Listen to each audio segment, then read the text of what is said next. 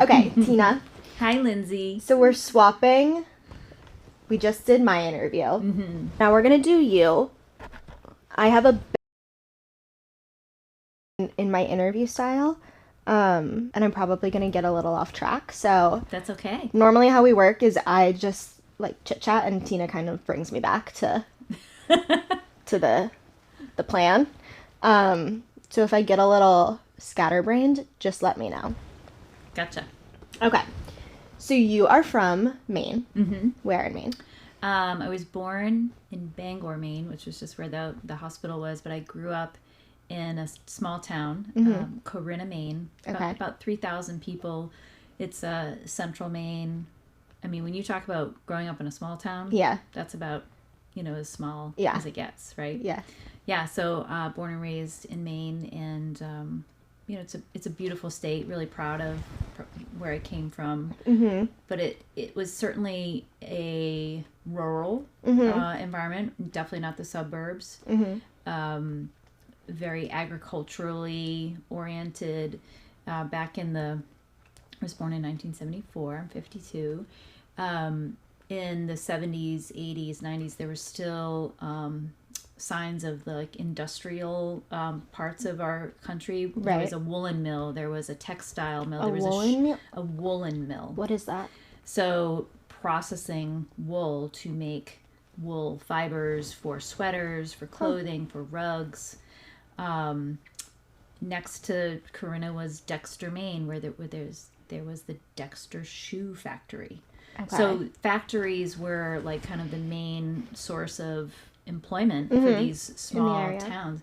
But growing up in the 80s, they all started to go away. Okay. And I saw that firsthand growing up. And so when they started to go away, what did people start to do for like job wise? There was a lot of unemployment Really? in the 80s, and a lot of small businesses were generally part of what people tried to do, right? So like my family, my dad owned his own construction business. He built houses. Okay. They also at the same time owned a restaurant, a diner. And there were just a lot of businesses of that size supporting families within communities. When the manufacturing plants or like the mills started to go out of business, there literally was just a lot of people without jobs. And so it was a relatively depressed economic part of that era, but also in the geographic location I grew up in, there just wasn't a lot of things going on. So what did you guys do for fun? Did you like growing up there? I did, actually. So, I mean, my mom and dad were, as it's considered like middle class for that time frame. They made really decent money. They provided us a beautiful life. My brother and I have an older brother, Tim, who I hope we get on the podcast someday. So like we had a swimming pool, right? But life was just simpler back then too. Yeah. Like you would go shopping for your school clothes once a year. Yeah. And then you would wait for Christmas or your birthday for anything else new. And I remember always like wishing I had more clothes and because I've always loved fashion and clothes. But when I look back at it, like we had just what More we than needed. enough. Yeah. More than enough. My mom and dad like to travel, and I'm really grateful for that desire of theirs and that outlook on life. And so like they would ensure that we could go visit our grandparents down in Florida, but they themselves would go on trips, like on cruises. We went on a cruise together as a family. But we also did just like very common things like camping and fishing. But we didn't have like major, big, expensive vacations. Yeah. Right. That wasn't part of our existence. We were they were working literally probably 50 weeks out of the year. Wow. With maybe a week off. Crazy. Maybe 2 weeks off per year. And they were working easily 60, 70 hours a week. Both of my parents. Yeah. That's crazy. Yeah. Between the restaurant and the construction. construction. Yeah. And then a direct sign that the economy started to really tank was in the late 1980s. I was going to high school, and my dad just started to really struggle to find business. And he was a home builder, so like he built homes all over New England, even as far south as Martha's Vineyard, which was a very cool experience. As a little girl, I got to go to Martha's Vineyard, but the work just dried up. And so then he had to restart his entire career going to work for a larger construction company, and he had to start at the very, very bottom after owning his own business for like over 20 years. And you remember that? Oh yeah, I remember that distinctly, because it was right around the time that I was like, I'm going to college, and they're like, well, good luck. I was a first in my family to go to a 4-year degree. Right. Both of my parents pursued education through technical degree programs. So my dad, I think, came away with an associate's degree. Same with mom. Dad served in the reserves for a while too, so he had a small amount of time in the services. But so I remember it definitively when his business dried up, because I was like, wow, I'm basically going to be putting myself through college. And I did. Wow. So I had to take out all the loans I possibly could, maxed that out, and then I worked almost full time, like 30 hours a week, to pay my rent during college. Yep. And you worked before college too, right? Yeah, like pizza, the local pizza joint, mostly is what I remember. And at your parents' restaurant? And at my parents' restaurant when I was a little girl. I would work at like the local ice cream stores too. So yeah, I'd always had a job. I think like technically I probably collected my first paycheck when I was like college. 14 years. Well, no, when I was like 14. Yeah. I've said this recently. I'm like, I've always had a paycheck. Always had a job. Yeah. Since I was probably 14 years old. Crazy. Yeah. And then I know that your mom started a horse farm. Yes. And we're going to get into your new endeavors later. But you talk a lot about this horse farm and how you watched her find herself during that time. Yeah. And this was also around the same time that I went to college, and I had a really nice relationship with my mom and dad, as I still do. I feel very close to them, feel incredibly supported by them. I went to UNH, and she was like, she knew I was going to do... She could tell this was a great environment for me, and she could tell I was going to do really well. And I remember coming home and just feeling like she was like kind of in my business a little too much, and like a little too clingy to me. And I was like, I think I said something to her, and we'll have to ask her what she remembers. I was like, Mom, you need to get your own life. Wow.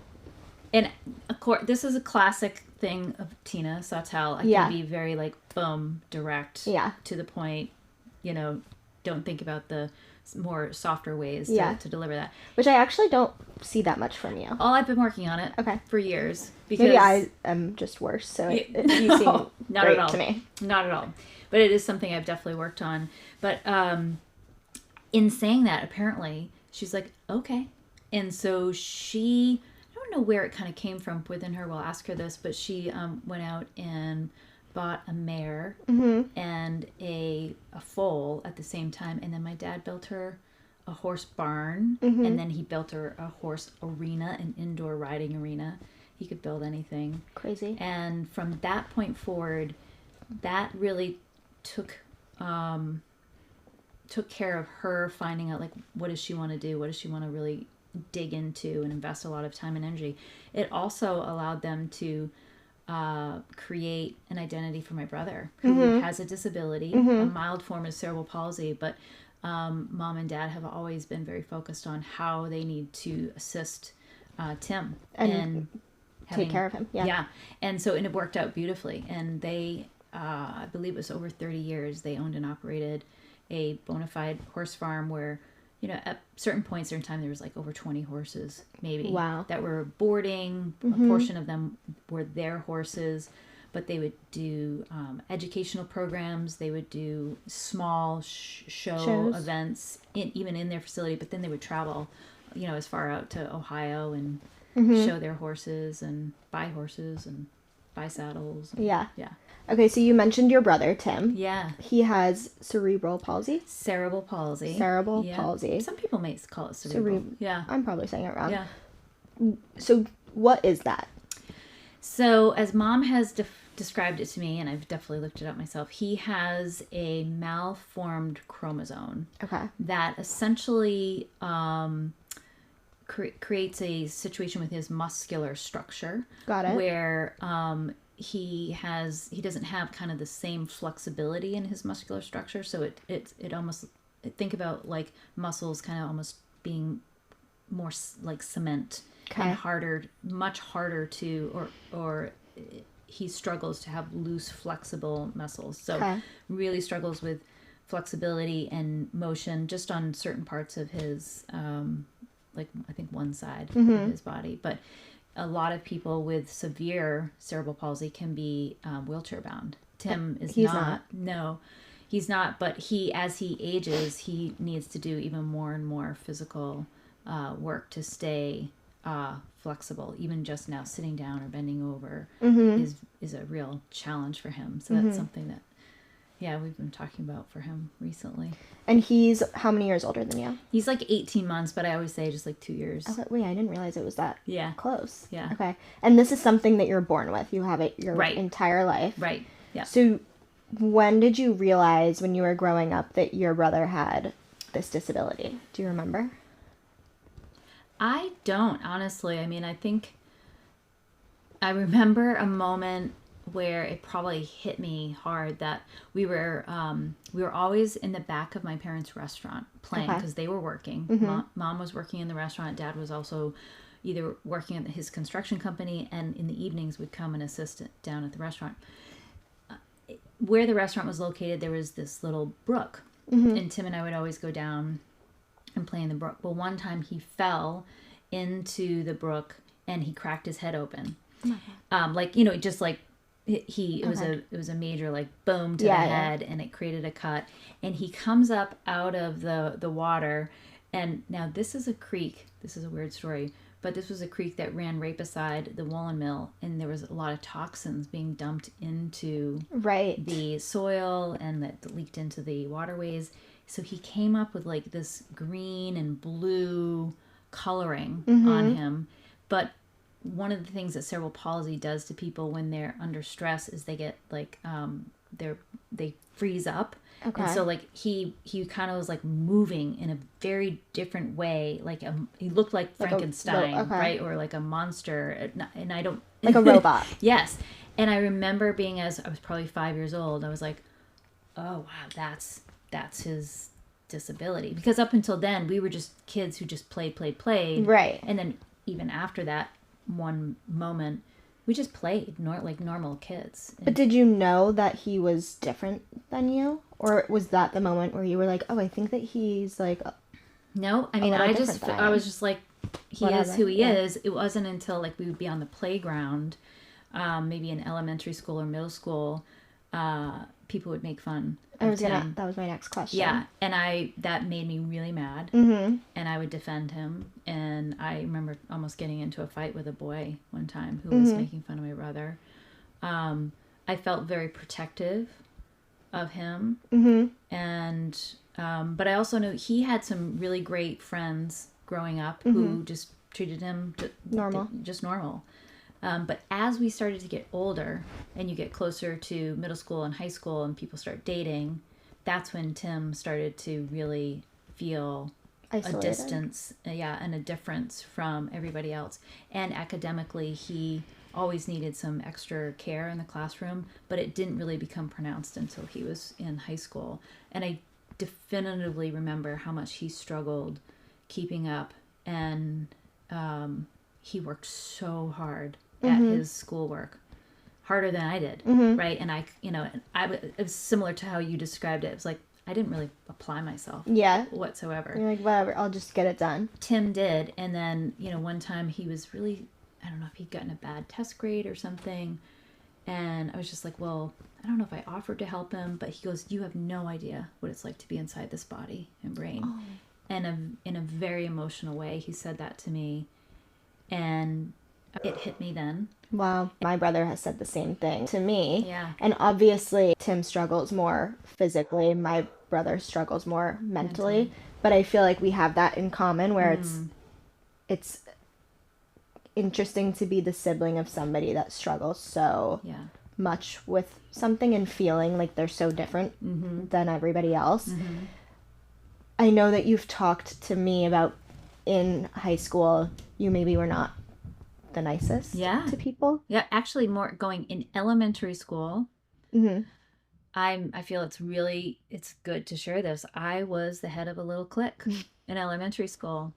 So I was like the head of this popular group of girls, and we were definitely mean girls. We were mean to each other, Right. and we were mean to other people. Yeah, which, by the way, same. I think that young girls are mean. And I mean, we would like be writing out who was sitting beside each other at lunch. Like we were, it's like we all of a sudden had these rules, or we had like these like things that we would do to exclude people. And there was a principal at the time, Doug Doyen, who caught wind of this and quickly assessed Tina Sawtelle is the leader of this little clique, and this needs to be broken up. And so Doug Doyen called my parents, and they had no awareness that this was happening. And I was pretty heavily disciplined. In 4th grade, my father spanked me. Well, sometimes it needs to be done. And I'll never forget that. And you feel so bad about this clique. Yes. I can say, like, in real life, she feels so bad about this clique. Yes. Well, like, it still haunts. You were what, 11? Yeah. And now you're 52, and you still think about this. And I've thought about it of like, because of being a mother now, how do I ensure that Ella or Aiden, or any child that I'm, in some form of responsibility for, to make sure that I'm not missing, right? That was happening. I don't blame my parents, but they were working 70, 80 hours a week, right? They had shit to do and bills to pay. But I remember knowing how wrong it was. I knew when I was being mean, I actually knew it was wrong. Did you know that because you saw people being mean to your brother? Or do you think that you maybe not became mean, but developed that part of you because you were so protective of him? Maybe. I just think it was some like thing that went unattended which can develop in children. Behaviors, if they go left unmonitored, they can develop into character traits, right? And so I look back on it, and I'm incredibly grateful that I was held accountable, not just by like my parents didn't just like say, you shall not do that. They separated me from, I was no longer allowed to hang out with a particular group of girls. And that was so hard and painful, because then I was now newly isolated, and I had to try to find a way to make new friends and or reestablish myself, but in a non like hierarchical way, and then all of a sudden I became the last one to blossom. Like I was the last one to get my period, the last one to get boobs, late bloomer. Yep. Had to get braces, like so all through middle school, right? Like I remember feeling like I'm now in a very different rung of coolness, or in my, and that's such a hard time anyways, but I'm glad, because I think kindness is so important in understanding of people's environment in which they grow up in, and their physical or mental, limitations or uniquenesses. I have a strong sense of like what a good person is being kind to one another. So I'm really glad that was called out. And I've worked all my life, it feels like, to ensure that anything I can do to influence young humans growing up on this planet, that I instill the importance of kindness. I love that. So after you ran this clique, in middle school and high school, did you have a strong friend group, or did you have one or two best friends, or what was? I had a couple. I mean, there were like a couple of my friends, like Angie Wilbur. She and I were always really close growing up in Corona, but she got more into the athletic programs. She was a huge athlete. I started to pursue music, so I found a couple of new friends there. It's honestly, that's where Andrew, my first husband, Right. and I started to truly become like best friends as boy girl. Our families were really close growing up. My dad and his dad had gone to school together in Corinna.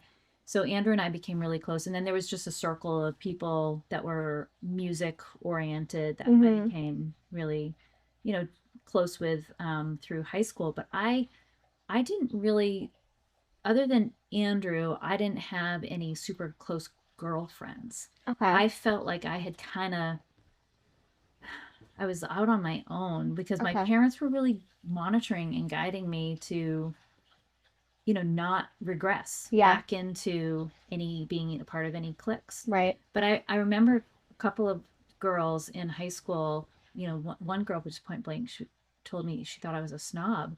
And I was just like, oh my God. Like, I mean, if I had a nickel, don't I was worry. like, okay. People say I mean, way more about me. I definitely, my parents were able to, I had nice clothing. Like I was, again, very interested in fashion. I was in a cool music group of kids. Like we were, proud of who we were and what we did. And so somehow I still got like kind of coined into being like bitchy and snobby. And I'm sure, and I still was incredibly opinionated and judgmental, Right. growing up. As we all are. Yeah. I think it was just like pretty typical teenage bullshit back then. Right. Yeah. And I want to talk about Andrew a little later, but music has always been something that's been in your life, and it obviously was very prevalent in his life. He was a musician. Yeah. That's what he did. But I know for you, it sounds like growing up, it was something that was big for you. It still is today. Yeah. You didn't go to college for music, No. but what was your relationship to music when you were growing up, and how has it carried on throughout your life? Yeah, I think it really comes from my mom. Another thing I'm so appreciative of from my mom. Mom would always sing, play guitar. She was always teaching herself to play the piano in the house. I remember that. We went to a Methodist church growing up, and so she was in the adult choir, and I got to join that at an unusual young age. So I did that with my mom. I started to learn how to read sheet music. We had a very strong music program starting in elementary school all the way up through high school. So I went to high school in Nokomis Regional High, and it was like one of the best music programs in the state of Maine.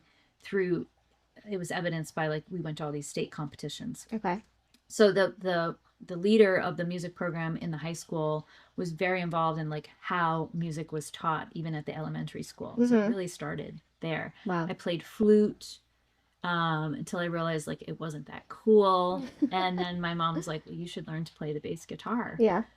So I picked up the bass guitar, I think when I was maybe 8th grade or a freshman, because I wanted to get into the jazz band, which the jazz band was where we went and competed at the state level. Got it. And then the high school music jazz band program also would go to New York City, they'd go to Boston, they'd go to Washington, D.C. Wow. By the time I was in high school, and my parents got very involved in the Music Boosters program, they're like, you guys are going to go to the Montreux Jazz Festival your senior year. So we started like fundraising for it a couple of years earlier. Yeah, I remember the travel associated with the music programs, and it wasn't just instruments. There was show chorus, there was jazz chorus, there was a wind ensemble. So like everything you could think of. Right. And I did as much as I could based on what talent I had at the time. But you mentioned dancing, right? So show chorus was you would take a Broadway show and they would really simplify the choreography, so it was just like jazz hands, right? And it was just like some kicks, right? And some moves, coordinated moves, but you'd be singing and doing like these moves. Okay. And the show choir was like the cool thing to be in. Wow. But it was like a little bit of it's. And were you a singer? Yes. Okay. I love singing. Yeah. That's your main. Yeah. Instrument. Yeah. But I was never one of the top singers. Like there was always girls who would get the big solos, and in high school I did get a solo in middle school for show Okay. choir for Annie. Wow. And I had to sing, you know, just like I was sitting on the floor, I remember, with this like little wig on, and I don't know, in like 7th grade or something, and I got some like award for it. But I kind of peaked then, and then I was just like singing with everybody else in the choirs and the choruses, and Right. but I think it was another one of those where I didn't really apply myself. Like, had I maybe taken lessons or actually studied a little bit more of the music theory, I probably could have been a better performer. But now, like, I actually care today more about, like, I want to be able to sing. I don't do it just for fun with the kids and in the car and in the house, Yeah. but I don't know, you know, when you're in high school, it's like, it's not cool or something. I know. I kind of feel that way, actually, now that you mentioned it about dance. I feel like I just, like, didn't... I cared and I loved it, but I didn't, like, apply myself as much as I could have. And if I were able to go back and do it now with, like, the brain that I have now, Yeah. I probably would have approached it in a completely different way. Yeah. But, you know, I attribute the connection to music to... I found UNH through that. So we went and competed in the Clark Terry Jazz Festival at UNH. That's how I landed geographically here. That's why I was drawn to go to school at UNH. As I mentioned, we went to Montreux Jazz Festival. That was in Switzerland. So at the age of 18, we got to go to Switzerland, and we played at Euro Disney, which was no longer in existence, but Disney. European Disney? Yes, in Paris, right outside of, right outside, but a couple hours from Paris. So we performed there, and it was those experiences that made me say, I need to see this world. Right. And I think about that a lot for kids who grow up, particularly in rural communities or low income, you know, environments. It's like, if you can just get them outside and get them exposed to other places, they will from there figure it out where they want to go, what they want to do with what they've just seen. Right. And music, or traveling for music, I should say, was the first time that you really experienced a city, would you say? Yeah, I mean, let's see. I think traveling a bit with mom and dad, you know, like when we went on a cruise, I got to see Miami. Or in high school, that is what brought us to New York City for sure. Yeah, I saw Liza Minnelli at Radio City Music Hall. That was huge. Yeah, it was the music program that really took you out of Maine. Right, exactly. I mean, we would go to Boston, like, maybe to go to a Red Sox game, like, as friends. Like, I remember having our driver's license and we'd go down to Boston, but that's the city. Yeah. I guess. Yeah. Yeah. But music, traveling for music was really what? Huge. Yeah, absolutely. Okay. So then you said that that's how you landed at UNH. Tell me about UNH. You went for what? I applied to the nursing program and I didn't get in. Really similar to Ella has also recently gone through that, because it's a really tough program to get into. You've got to be at the very top of your academics. But I was redirected to the health management and policy program, which was more about, like, hospital administration or health insurance, you know, administration. And I was definitely intrigued by the healthcare system and said, okay, cool, I want to be a part of that, and I want to do something in the healthcare space, and I want to make literally a difference. This was 1992, and the healthcare system, same as we were talking about today, is very much broken. There's not a lot great about our country's healthcare system over the decades. So I was really happy to do that type of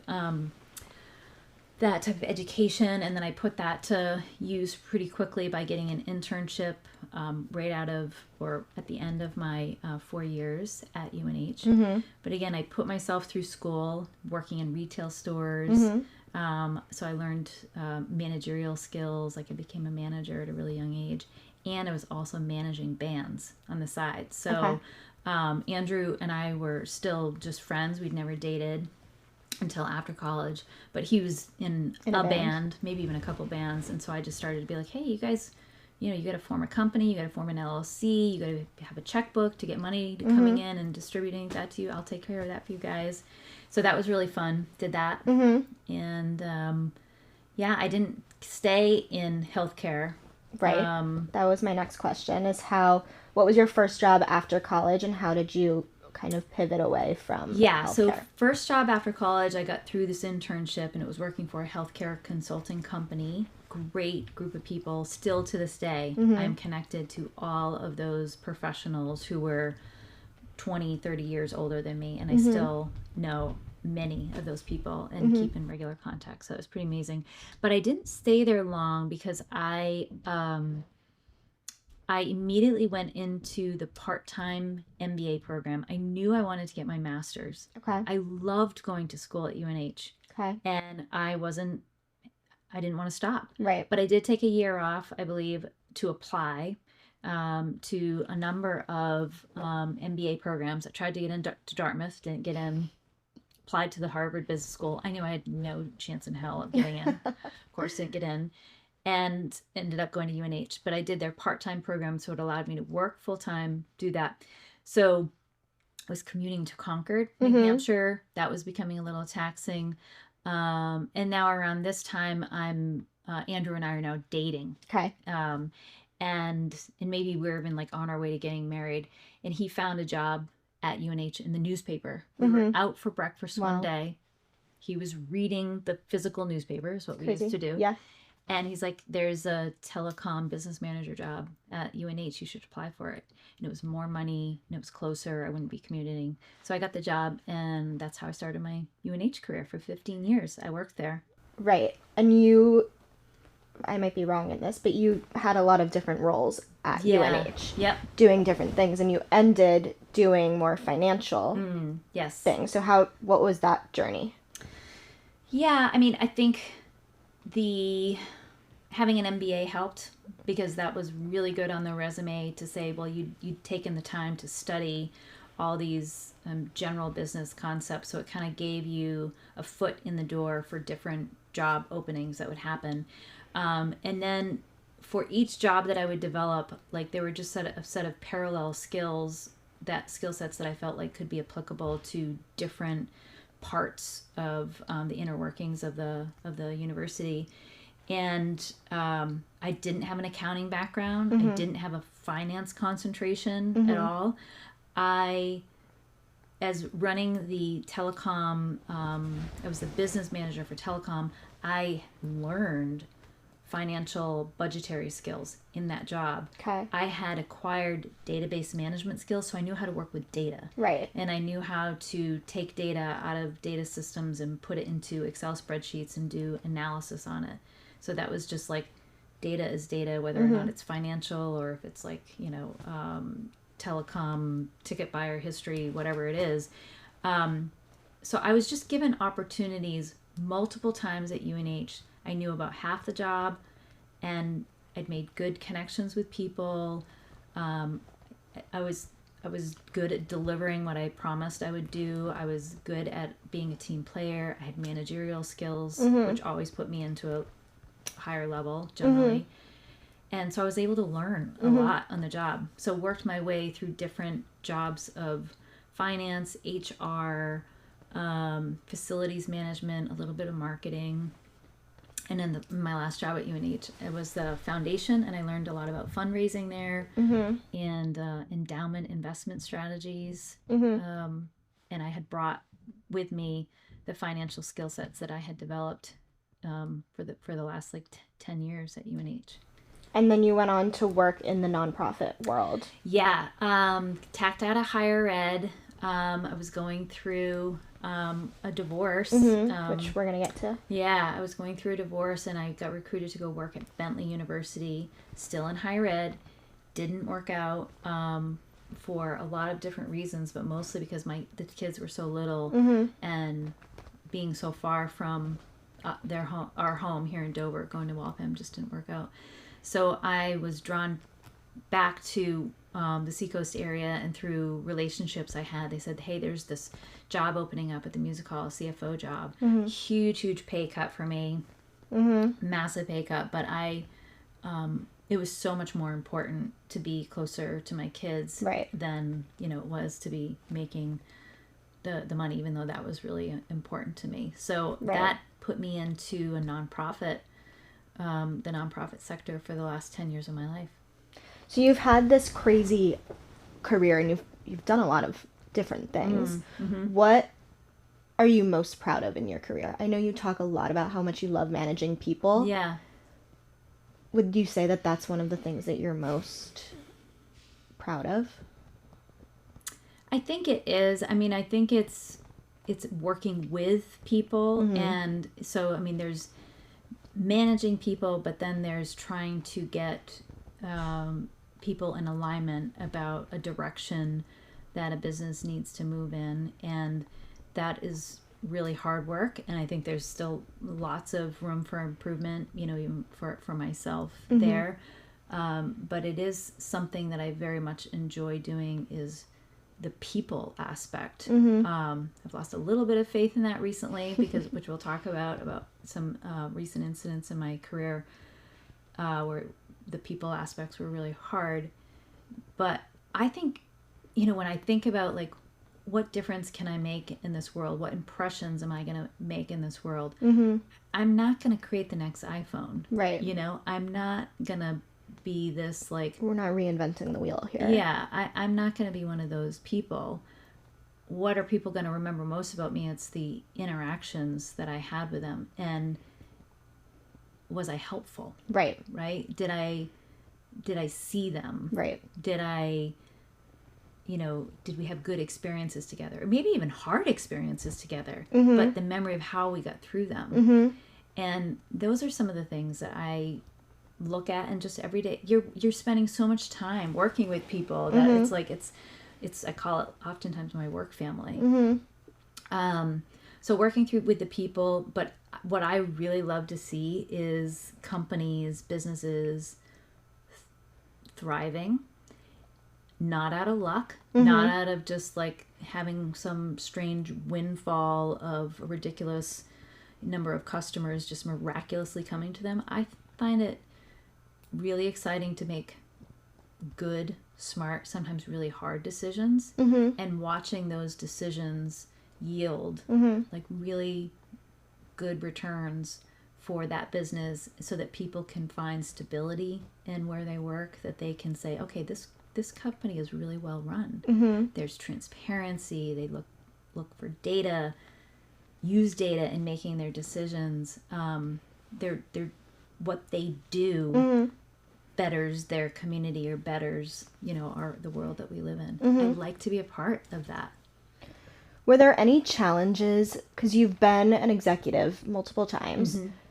Would you say that's a male-dominated role? I very much feel like it is, but interestingly, I never felt like a heavy gender bias until I got into the music hall scene.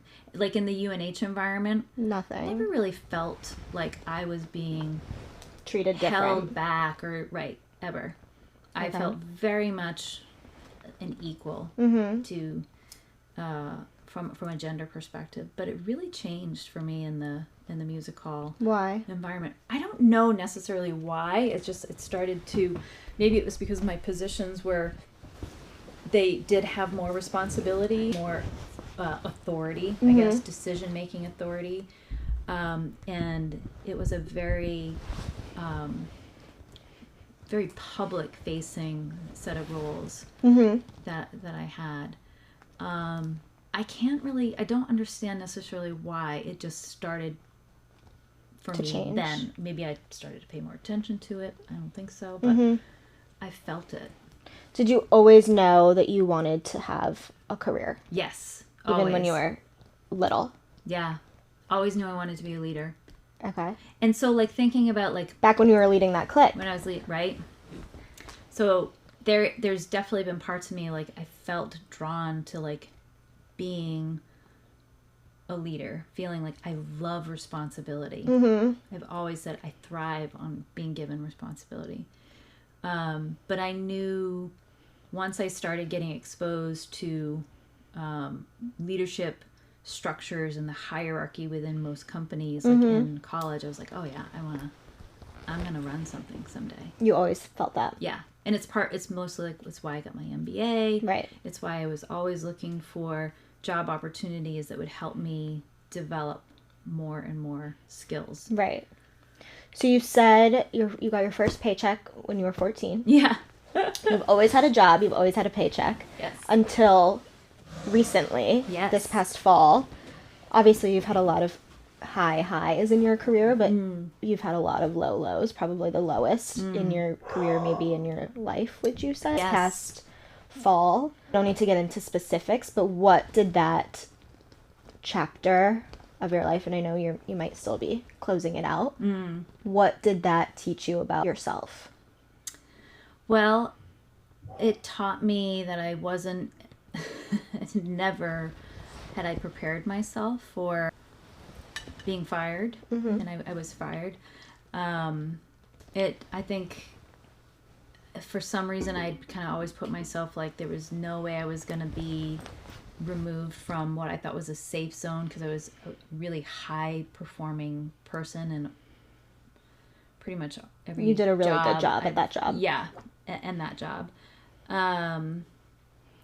So, I think I'm still, it's still processing, like, what is it that I can take away from that? And there's definitely like a lot of nitty gritty details, but they're very people specific, including people who worked for me. That I have a tremendous amount of disappointments there, but I know there's something that I need to look at, in myself, right? Because I was their boss. So I don't know that there's a lot of like good constructive things there. But what I'm finding is that I'm learning for myself is I've always I felt like a significant amount of stamina that I've gotten from my dad. I think DNA wise, like I think I could get it from him. Like I consider my dad like this oak tree who can like weather like any major storm. Yeah. And he's still proud and strong and still produces every year, like, the beautiful leaves. Yeah. Right. So I've always often thought of him as the person who has given me, like, I can work long hours. I can work week upon week upon week. And I don't need a ton to recharge my batteries. I can just keep going. And it's not just in like career work. It's like I can come here and then work in the house and do gardening and do cooking and do, like, so, right? But this jolted me in a way that this career change, it taxed my stamina in a very different way, because I was being publicly berated. But what I needed to learn of like getting through this was just like sitting in grief and sadness and letting myself feel the grief and the sadness, and maybe letting myself like actually recharge those batteries that maybe were depleted in different ways that I didn't know they were depleted. Right. But I think where like we sit in this very moment, I would never be doing this podcast project with you. Right. I definitely would not be starting your own company, my own company, and looking at some really cool opportunities that are going to take time to build. But I wouldn't be doing those things. And so, as we've been saying, I think things did happen for a reason. I don't forgive those people who made that choice, because I'm still very, very hurt. And it's just been a tremendous loss for me. The people that I was associated with and connected with is that I'm no longer connected with. I have tremendous, tremendous grief that I'm still working through. Okay, moving on. I want to get into relationships, romantic relationships. So, you mentioned Andrew, who was your first husband and who is Aiden and Ella's dad. You guys were best friends growing up. You met at what age? I don't know if you said earlier. Diapers. Literally, we were in diapers. So you knew him your entire life. Yes. Yeah. And you didn't date until college, correct? He and I didn't date. We had other, boyfriends. Right. I had other boyfriends. You didn't date each other. Yeah. So tell me about that relationship. When did you start dating? Why did you start dating? Yeah. Andrew and I were really close in high school, and one of the things that drew us together on a friendship level was his mom died of a brain tumor when we were 18, and she had been really sick for years leading up to that. Multiple surgeries, multiple forms of cancer treatment. And I just remember our families coming closer and closer together. And he and I just, kind of really bonded in, like, he needed a lot of different kinds of support than most teenagers do. So I just felt uniquely connected to him from that. And he was always somebody who I felt actually helped me, made me a better person. Like, even in high school, when I still had edgy, harsh edges to my personality, he's like, you're being a bitch. But he did it in the most, like, loving way. And I, like, in the moments, I remember him sitting me down. He was like, nobody else is going to tell you this, but I'm going to tell you this. Being mad at him, but in the same moment being, I'm so grateful that I have somebody in my life that is being open and honest with me about this. So we had that kind of friendship. And I never, like, felt any type of, like, oh, I want to be romantic with Andrew. He tells me he fell in love with me at the age of 12, which was one of the sweetest things he ever said. And when we had just broken up with, I'd broken up with somebody I was with. He was broken up. We were single. I think we were 23. So now done college. We went on a camping trip, and he was like, I have to confess my love to you. And so I just loved being with him so much as a friend. And that just felt right. And that felt like enough. So we got married, and we were married for 15 years. Had Aiden and Ella, which was two of the best things we ever could have done in our entire lives. But I think we struggled in, I just had thought enough of the right things were satisfied, by our friendship and our similar interests. As we were married, though, I think our interests started to really reveal themselves, like what we wanted for quality of life and how we wanted to engage with, people outside of your home. And I just wanted to be more outgoing, and he wanted to be more introverted. Yeah. So you were married for 15 years. You got divorced when, we were talking about this yesterday, Ella was 5. Aiden was 7? So it was 2012, the year that we, like, started to say, like, we need to get a divorce. Very end of that year. So Ella was actually 4 that year, but then it took us 2 years to go through the divorce. And I do think it's important to say, and I don't know if any member of Andrew's family would ever watch this, because Andrew's no longer with us. But Andrew had, I think, pretty severe depression that he battled with. And that was part of our marriage. Like, we really went through a lot of challenges with mental health issues. And we sought a lot of help. We went to a lot of therapists. We did together. But that's a real part of the story. And it was something that the kids were able to pick up on their own. Like, I haven't hidden this from them. They observed that. And now, Andrew's not with us, and they're older. They talk about it. They mention, like, what they observed of how he handled his stress. And they understand, when he comes up in conversation, which is generally only, like, we celebrate him all the time. But when we do talk about what's real in life, and others in our family who are going through mental health issues, or people we know, it's like, yeah, dad did too. Yeah.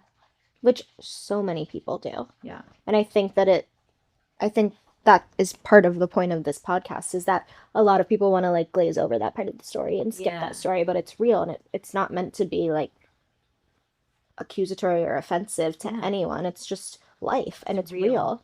It's real. Andrew suffered the loss of his mother at the age of 18. The trauma of watching her battle a brain tumor. His dad quickly remarried within 2 months of his mother dying. I mean, his family was a beautiful family, like, blew up. Right. It was like a nuclear bomb hit their family, and that he carried that with him. And I definitely believe that was, part of what was going on with some of his mental health challenges. Mm-hmm. So yeah, I wanted to bring it up because it's like I almost totally glossed over it, and it's Right. like no, that was actually like a very big part Real of part. our time together. Right. So how hard was it to make the decision to get divorced with these two young Oh my God, it kids? was excruciating. I remember for a couple years we were in and out of therapy and fighting for the marriage, fighting for like keeping the Mm-hmm. marriage. And you were the breadwinner, we Yes. should Yeah. say. Yeah. Andrew had a job at this point. Andrew had an education, like he was skilled in a variety of things. And like musical genius. Yes, absolutely. But he also had like he was a contractor. He could do construction work. He Mm-hmm. was a painter. He on the music side of things, he was a recording engineer. He could produce music. He could write music, and then he was a performer. He's a really really talented person. But financially we were challenged. He never really wanted to hold a job. Mm-hmm. And so that was another part of our dynamic. And he wanted the most basic lifestyle where we would like going to go off the grid. And I'm like, I don't want to live off the grid. Mm-hmm. I want to have clothes for my children and myself. I want to have a beautiful home, and I'd like to travel, Mm-hmm. and I like going out, and I like going out to dinner. Mm-hmm. I don't need like big diamonds or big fancy cars, but Right. I want You just don't want to like live in a tent. Yeah, right, somewhere. right. And it felt like he actually would have been fine with that. pretty happy with that. Financially, yeah, I was always the breadwinner, Mm-hmm. and I've always felt like really proud about earning Your a own paycheck. Mm-hmm. Really, really proud of that. And it's something I think I've instilled in both of the kids in a really healthy way. I hope it is. So you knew when you were making the decision, or you and Andrew, I should say, were making the decision to get divorced, you knew that you would be fine financially. I knew I was going to have to probably make some changes, like go find a higher paying job. And that is one of the reasons I considered going to Bentley. But I knew that once I got past whatever financial additional burdens came through the divorce, that, yeah, I mean, working in higher ed, you've got endless career options. Right. I never thought about relocating, but like I could have worked happily at UNH for the rest of my life. I don't think I would have developed as much as I have developed by staying in one institution. Right. But I knew I could produce a paycheck. Right. That would be a decent living for my children. Right. And how was it when you had to tell them that you guys were getting divorced? I know we touched on it a little bit yesterday. Probably one of the hardest things I can ever remember doing, even though they were so young. I think by the time we told them, yeah, Ella was still 4, so Aiden would have been 6. And I knew at that moment then it was like really real. Once you tell your children, and our families already knew, but we didn't tell them until we knew he was moving out. And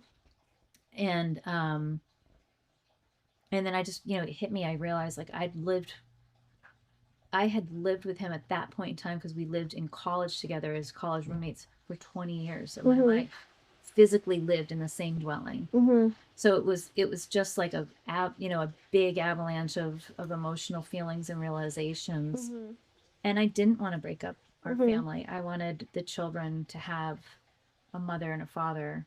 But I felt like if I had done that, it would have changed me in a really bad way. And I think I would have probably regressed back to things that I'd been working on in myself for years. Right. So hard to. Yeah. And I didn't want to be that person for Aiden and Ella. I wanted to be the best human that I could possibly be. And I knew staying in the marriage was not going to produce that. So then how long did you have from when you got divorced to when you met my dad? A couple years. It was like 2 years. Yeah. I mean, I only knew your dad professionally. I started work at the foundation. He was a board member. I knew very little about him other than like he was the guy who worked for NBC, and I heard some really fun stories about him. And he would come to the board meetings. He would talk about you guys and going on a ski trip and that kind of stuff. So I was like bona fide, totally single for a year. No dates. Nobody asked me on a date. I didn't ask anybody on a date. And that was fine. You know, How old were you? 39. Okay. 39.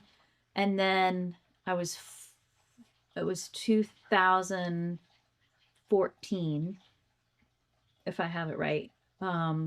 Turned 40, had one like random date with a guy that I had a massive crush on, PGA pro guy. And that didn't work out.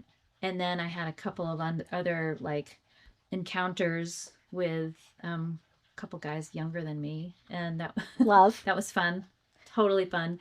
Totally before I just again knew your dad professionally. Then I got recruited to apply for this job at Bentley. So I was quietly doing that. And I was very private. Nobody knew I was going through a divorce too at UNH in my job. I think my boss knew, and maybe one or two other colleagues knew that I was going through this divorce. So the board certainly didn't know. And so I decided I'm going to go work at Bentley. I did because it was a bigger paycheck. So I left Bentley, and then the announcement went out. And your dad and I had played golf one time before, just for fun with Morgan. And then your dad reached out to me, and I was like, this is great because I want to be, I need professional relationships who could also be friends. And I was like, I want to get to know Mike Pilot. Right. And so that was like August 2014. Okay. And then you guys got married in 2019. Okay. Yeah. So how was blending your family? I know obviously we're like a broken record here saying that we were not close at first and it took a long time, but how did you approach blending your kids, my dad, Patrick, and I wasn't really in the picture at that time, but how did you approach being a stepmom and blending your families and dealing with me being like, fuck you guys? Yeah. Once I had a feeling about like what was going on with Mike and like knowing the history, like that your dad and your mom had kind of separated multiple times, and him sharing with me his truth that, you know, he'd had an affair. And, like, so this wasn't the first kind of go around for you guys. Like it just gave me, that was a really important and honest information. So it was, to me, it was just like, there's no rush there. But he, I don't know if it was Patrick wanted to come up or if Mike was able to just like, you know, Patrick, come on up. So like, I think within a couple months, Patrick started visiting pretty regularly. And Aiden and Ella had already met Mike a few times, and they both basically just said, thumbs up, we like mom's boyfriend. And they were so young. They were super young, and Aiden definitely more so was just open to having like a cool guy. Yeah. Aiden just loves guys. He's like such a bro. Such a bro. And Mike showed up in a cool white Jeep, and Aiden's 7 years old, and he's like, oh my God, that's like the coolest Jeep ever. Yeah. And Mike was very like just fun and chill with the kids and not at all overbearing. Right. And the kids had a great relationship with their father, and Andrew and I were co-parenting really well. So there was no like, we didn't have exes who were like, oh, we forbid, you know, we forbid our children from hanging out with your new boyfriend. Right. And in fact, Andrew had just started dating his first girlfriend at the time. I think your dad said to me a couple of times, he's like, listen, I'm not a great parent. And I'm really, he goes, I'm part of what I like that I see in you is I think you're a great parent, and I really could use your help. So I was like, awesome. That's very self-aware of him. I know. But we regularly talked about that. And I remember definitely vividly, it was like, well, we want Lindsay to come up. And you're like, nope. You're like, fuck no. Right. And it was just like, that was the constant message. But I was constantly seeing him go see your daughter, go see your daughter, go spend time. He's like, well, she doesn't want to spend time with me. So I did all the things that I could do to be encouraging and suggesting. Ultimately, your dad does what he wants to do, right? So I think that was, and we had many fights about it too, because I was like, you need to be present no matter what. You have to just force yourself into her life. He chose some different tactics at time, and he stayed very clear on like, this is a long game strategy, and trust me, she's going to come around. I know my daughter. I was like, okay. So, after a period of time, we were just like, okay, we'll stick that out. We had a couple of interactions with you, and they were, rough, but I was like, well, it's something. The first time I met you, I had mono. Yes. I literally couldn't see. I was like, I don't fucking want to be here. No, it was, and that's what it was rough, as you were sick too. You were very nice and got me like a little care basket with medicine and stuff. And if I'm committed to being a bitch, I'm committed to being a bitch. And I was like, I don't care. Yeah. Screw you. Were you ever, and you can be honest about this, were you ever like, oh my God, like this kid is just a nightmare? No, I mean, I think that,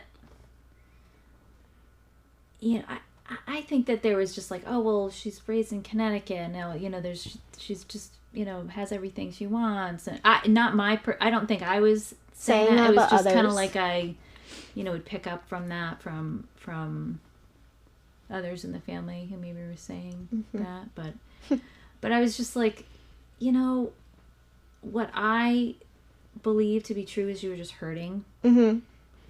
Which is the truth. And I tried to always put that in the forefront, and I couldn't never directly tell you, like, I'm here when you are ready for me. But I even think I'll have to go back and look. I think I have a letter that I might have written to you to say, I'm here. I wanted to send it to you. I think I even got your mom's address. And I never did. But even till this, it's maybe if I can find it, that I didn't delete it. Wouldn't it be? It might be nice to read, today. Yeah. But I just knew you were just hurting, and you loved him, but you were mad at him, rightfully. And I didn't necessarily disagree with that, with your viewpoint. Right. I just wanted you guys to mend as soon as you could, because you both were hurting, and you are the ultimate treasure for him in his life, in his life. Yeah. No. I know. But you are. No, I am. I rule his life.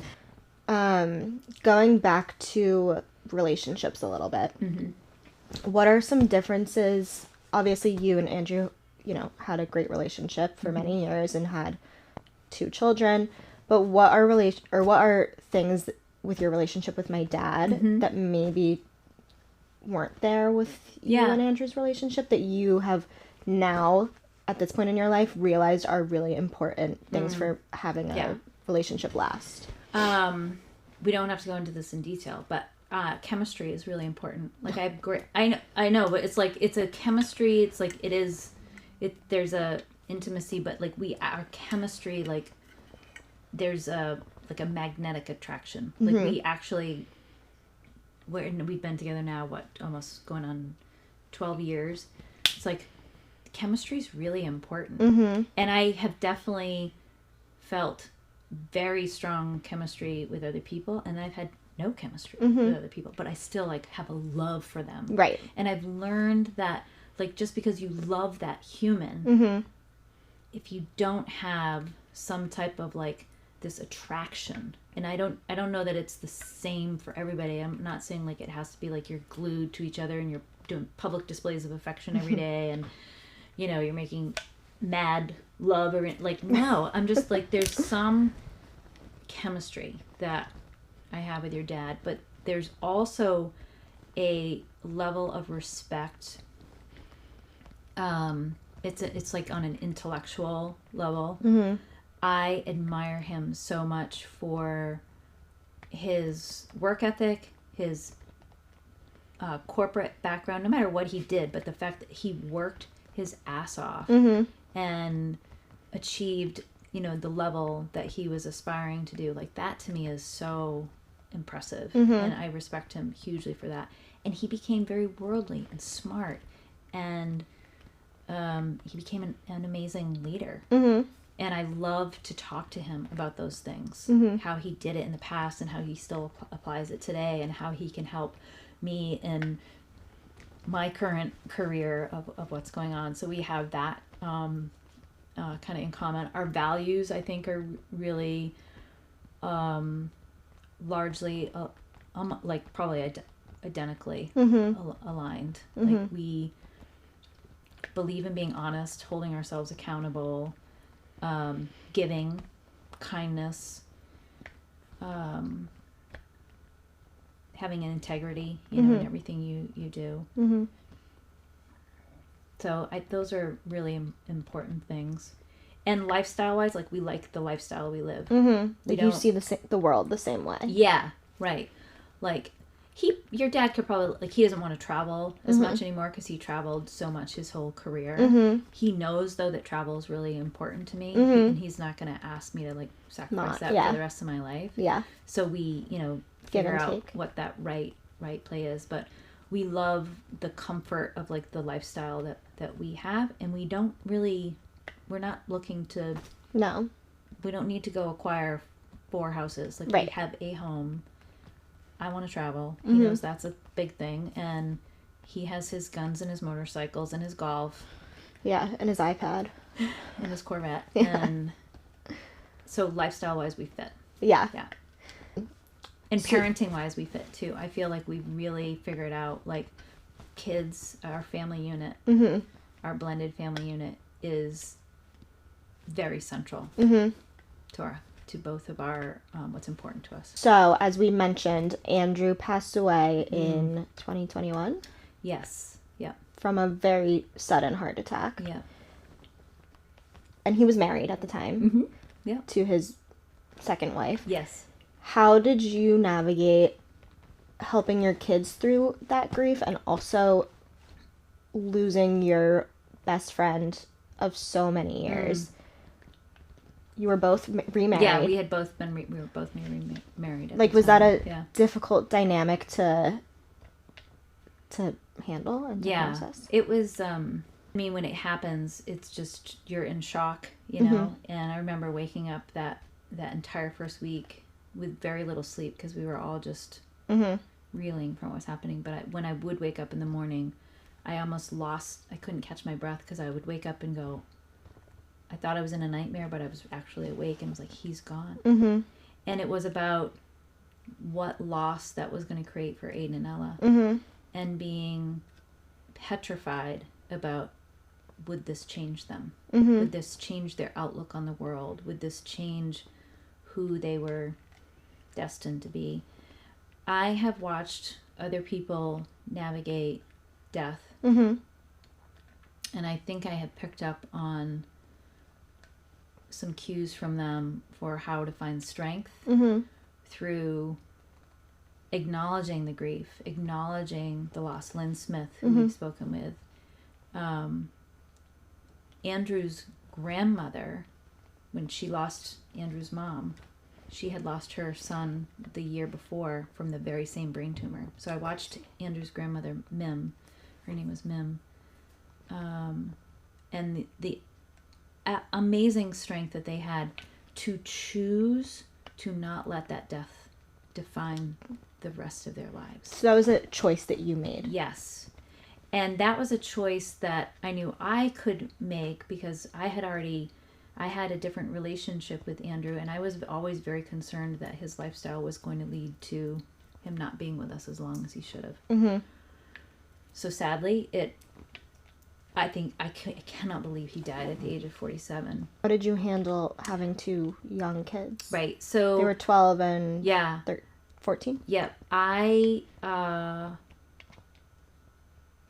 got them both grief counseling immediately. And Aiden pretty quickly was like, no, I'm good. Meaning he wasn't good, but he was like, I don't need that, Mom. Ella definitely was like, oh, I'm going to need this. And she's still with her therapist today. And they talk about how they processed that experience then differently then and how they're processing it differently today. So respecting that they both had different paths was, I think, number one. Not forcing Aiden to do something he absolutely didn't want to do. Celebrating Andrew's life in all the ways that we possibly can. Celebrating his music, celebrating his favorite things to eat, having good memories, finding pictures, talking about them, keeping his presence with us, I think has been a really important component. And believing however you choose to believe, and our choice to believe is that he comes to us through these butterflies. And I really, I felt his physical presence. And you get dreams as well. I've had multiple dreams that like we still own the house, and in some dreams it's like I'm actually married to your dad, but like Andrew and I are somehow quasi married to, like weird stuff like that. We're like Mormons never, all of a sudden. Yeah, they never make any sense, but he definitely has come back to me through dreams, and you know, when we're still married. But more, you know, for the kids, it's just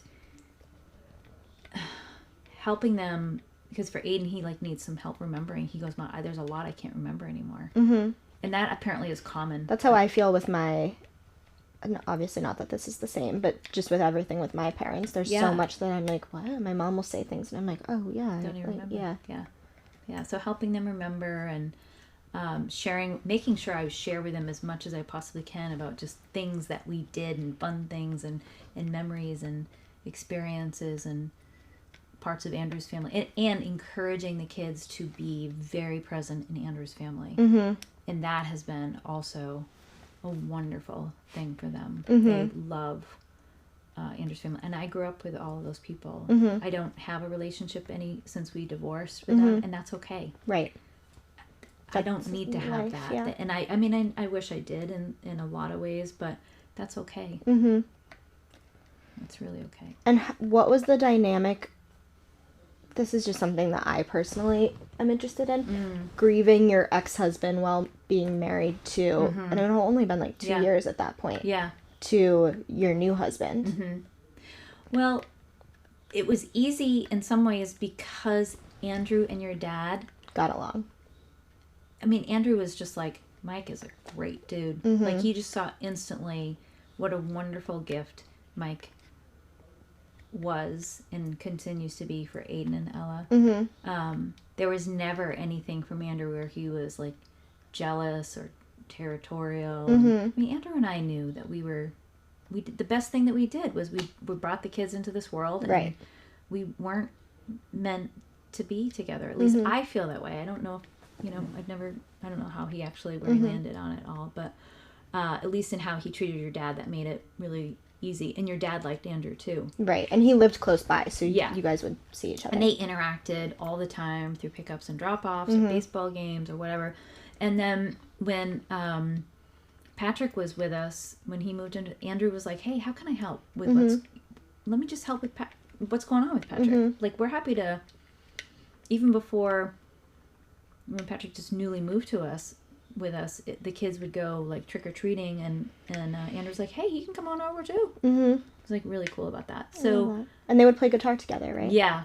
So that made it easier. And then your dad felt a real loss when Andrew passed away. So we were able to kind of acknowledge that there was tremendous loss together. And then our whole routine shifted from we were always half times with the kids and half times by ourselves. It was a major change for us in our relationship. Right. Big shift. How'd you navigate that? We just like plowed right through it, but then, you know, we got to the other side of it and we recognized that we were not spending quality time with each other anymore. So we had to like acknowledge that and say, well, no, we need to make sure we have time with one another. But your dad has never once, shut us down. We're having a memory about Andrew. Yeah. Or even if I have something that I'd be like, oh my God, I just had this memory of Andrew, your dad, he wants to hear it. Right.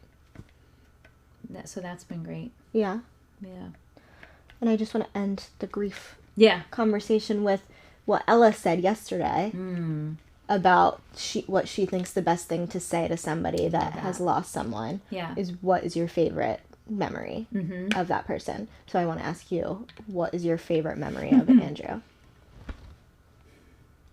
Or maybe your favorite quality of his? Well, I think it's definitely like the music stuff.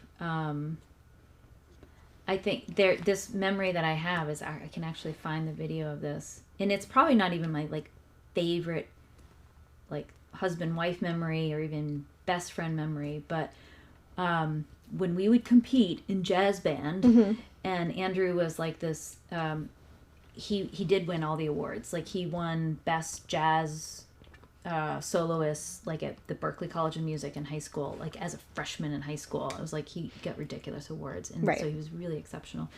Our senior year in high school, we were competing. I think it was at Mount Desert Island High School in Bar Harbor, Maine. That's where all the schools congregated, and you do your daytime performance and you get scored, and then you make it to the finals, which is the big nighttime show, right? So you had like the daytime jazz band outfit, and then you have the evening. So the boys were all in tuxedos. We're in these crazy like gold pleated shirts with like flowy black flowy skirts with black nylons on and high heels on. And this is 1980, so my hair is like big curls, long. I'm playing bass guitar. Andrew is playing sax with the big ensemble, and he has like this mega solo. We have this recording again. It's amazing. But it was one of the last times his mom saw him perform. And he did it with, it was like, it was probably a lot of emotions going through everybody, but we all felt like it was his best solo performance of his life. Just a killer soloist. But he like gave it all to his mom, and then she died like about a month later. Wow. He went, he'd been selected to go to a jazz touring gig in Poland, and he's like, I'm not going. She was getting worse, sicker, and she's like, no, you're going. And like she died like 2 days later. So she just hung on. But that performance, like, I'll just, again, the gift that he brought to his mother, he knew he was sending her all of his love. Yeah. Yeah. I love that. Yeah. Yeah. She was a beautiful lady. She's wonderful. Yeah. Oh.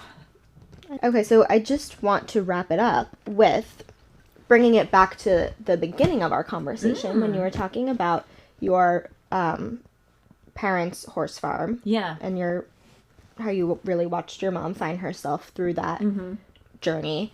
You are now on a journey of your own, and you're starting your own company, which the name is Mare & Co. Mare plus CO. Right, like a horse, which you created because of that memory that you have and that experience that your mom had. Yes. So I want to know more about that and more about what you feel this next chapter and this journey have in store for you. Yeah, I think through all the things that I'm reading and trying to process in the most positive way, it's like, people accumulate experiences, careers, relationships for chapters, right? And I have many, many more chapters ahead of me, right? But everything that has happened leading up till now is hopefully foundational in some ways, informative, useful. And I'm a true optimist. I believe in thinking positively, not only about your own future and choosing to think that way, but choosing to believe that there's more good in this world than there is shitty people that do stupid things or that disappoint you. that's going to happen again. You're always going to have people that do stupid things and hurtful things or whatever. And sometimes really horrible things. And there's a lot of stupid people out there. Yeah, there just is. And but I believe there's more good than bad. And I believe that there's something big that I'm supposed to do. I have to keep telling myself that. And, big, define big. It's like, well, okay, I need to define that for myself. Right. What that big is. Right. I want to leave behind something that, if it's just being a good parent and the best step parent ever, hey, peace out. Like I'm doing everything I can to succeed in that, and I feel good. Which I think you can. I check feel that good one off. about that. And if that's as far as like what did Tina Sawtelle do in this life? Well, creating humans and helping to nurture other people around you is one of the most important things you could do. But I do feel like there's something more I'm supposed to do, and I want to help others. I want to help others realize their potential. And I think through some of the things that we're thinking of doing in this company, we might be able to get to that. And then, what I love about part of our culture is when you get to a level of success where you can start to give back in other ways. Like, I believe in philanthropy. I believe in volunteering. I believe in identifying things that matter to you where you want to make a difference. I hope, like, I'm 52, so I mean, I got a lot of runway left where I should be able to do some more of those things. But I also just want to live a life where I'm healthy and those around me are healthy. And so this next chapter is going to be about more balance in surrounding myself with people who don't drain me and who give equal amounts of support that I give to them and aren't trying to quietly take me down. And really, I've definitely can say I've identified some toxic environments and relationships. I now know what those things are. Not necessarily with resentment, but I like, toxic is when it's like it drains you and you still go back to it and you keep spending time there. I'm pretty sure I'm not going to repeat that going forward. But I'm really excited about where we're headed.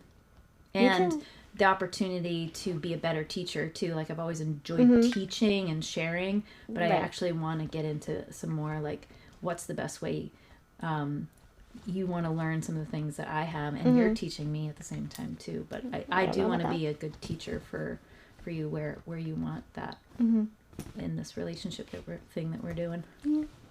Okay, let's do some rapid fire. Oh, fun. What's one word that describes little Tina? Independent. What did you want to be when you grew up? A fashion designer. Really? Yeah. I actually I would sometimes sketch out like gowns. Like in 5th grade. Oh my god, I didn't know that. Best lesson college taught you outside of the classroom? To embrace diversity. Yeah, through just people's different backgrounds and ethnicity, and that was more so. I was dating. The guy I was dating went to Harvard, and they were so culturally rich, in their student body makeup, and I just really loved the diversity of the student population, and felt like it was a very enriching environment. Wow. First real job. First real job? I mean, it was the pizza place doesn't count when I was 15. You mean like adult job? Pizza place can count. Yeah. I was flipping pizza doughs. Okay. Fresh pizza doughs, doing delivery. I learned how to drive a standard shift car, delivering those pizzas while making them, while ringing out the cash register. You did it all. I did it all. Biggest career risk you ever took? I want to say when I took the VP of Finance at the foundation job, the guy who hired me, his name was Peter Reiler, he's like, you only know about half of this job. You know nothing about investing endowments. And I was like, I know I don't. But I knew that there were going to be resources and people and space and time to learn that. But I could have really fucked it up. That up. Yeah. And I just was humble and took the time to learn and never pretended like I knew anything. Like until I started to learn enough, and that's all I just got to that level, and that's kind of how I. Right. Yeah. In relationships, what matters more, chemistry or consistency? Oh my gosh. Those are two good C words. I'm going to say chemistry. Okay. Something people get wrong about grief. That it ends. It never ends. What keeps people alive in your memory? I think a little bit of the good and the tough moments, like, you know, all kinds of memories, but good and bad memories. One thing you hope your kids and your stepkids know. That we can always be your go-to place no matter what's going on in your life. In this new era that you're in, starting your own company, what made you bet on yourself? Oh.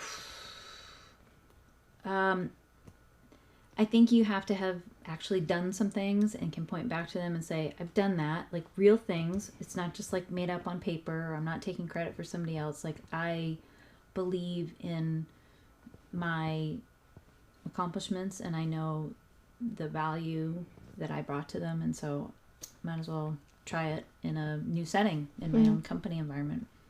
What's one thing people underestimate about you? They underestimate about me. I felt many times in my life where people like, she's fine, she's strong. Like when I went through my divorce, people said that. When those people who fired me, she's gonna be fine.